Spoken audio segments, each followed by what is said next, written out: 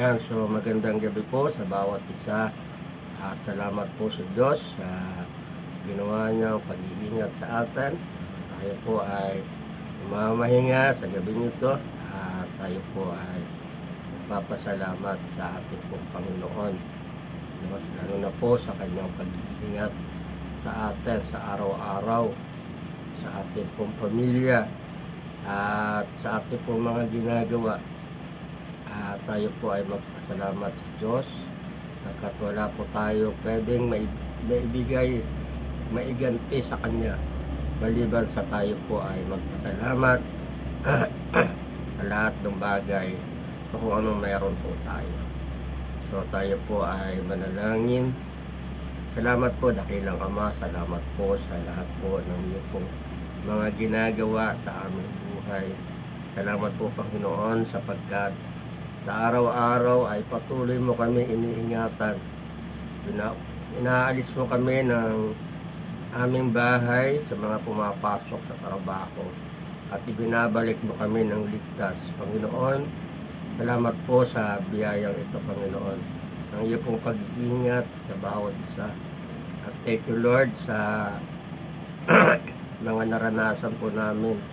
Especially, Lord, sa matinding init na ito.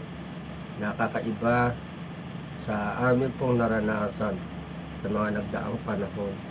Ulit salamat po dakilang Diyos sapagkat iniingatan mo kami na sa bawat araw po Panginoon ay nakakasurvive po kami at nagkakaroon po kami ng panibagong lakas sa pagising namin sa umaga. Diyos, sa araw na ito aking po dinadalangin ang lahat po ng mga nakakaranas ng hindi magandang sitwasyon sa buhay. Especially Lord, ang mga may karamdaman na sa oras na ito Panginoon ay pupuin mo ng kagalingan at bigyan mo ng kalakasan ang kanilang physical na katawan. Panginoon, anumang klase ito ng karamdaman, tinataas po namin sa iyo Panginoon. Lord, sapagkat alam po namin, wala po imposible sa iyo. Sabi mga Lord, for your stripe, we are healed. Sa mga latay mo, Panginoon, kami nagsigaling. Lord, I pray for those who are, Lord, need financially, na ikaw po mag-provide. Sabi mga Lord God, that you are supply our needs according to the riches and the glory of our Lord Jesus Christ. Lord, palain mo po ang bawat isa po, Panginoon. Especially, Lord, sa mga nakakaranas ngayon na financial crisis. At alam po namin, Lord, ng lahat ng bagay ay nanggagaling sa iyo. Salamat po dakilang Diyos. Kapalain mo po ang bawat isa. At Lord, bukas po Panginoon ay haharap na naman kami sa panibagong buhay, panibagong hamon ng buhay.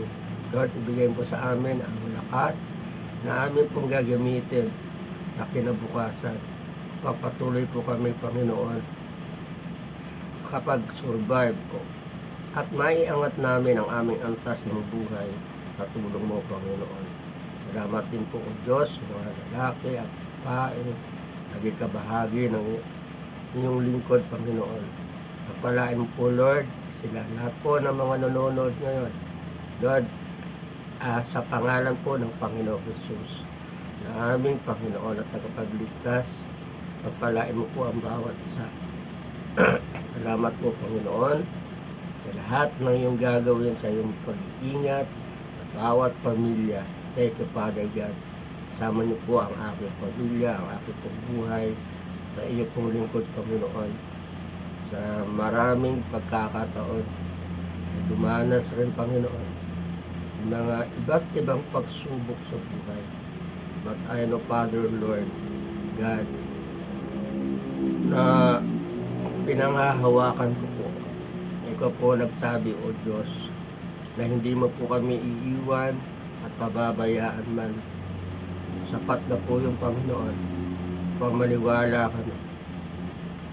Kung ano man po ang aming nararanasan, alam po namin, Lord, it is temporary. At may inihanda ka pang magandang bagay para sa bawat isa po, Panginoon. Salamat po dakilang Diyos sa iyong ginagawa sa bawat buhay ng mga mga anak mo sa bawat buhay ng mga nanonood ngayong gabi, Lord. Thank you, Father God. Kung ang aming samot dalangin tayo pangalan ng Panginoon Jesus. Amen. Sa magandang gabi po sa bawat isa, pagpalain po tayo ng ating Panginoon Jesus. In Jesus' name, Amen. Hallelujah. God bless us all.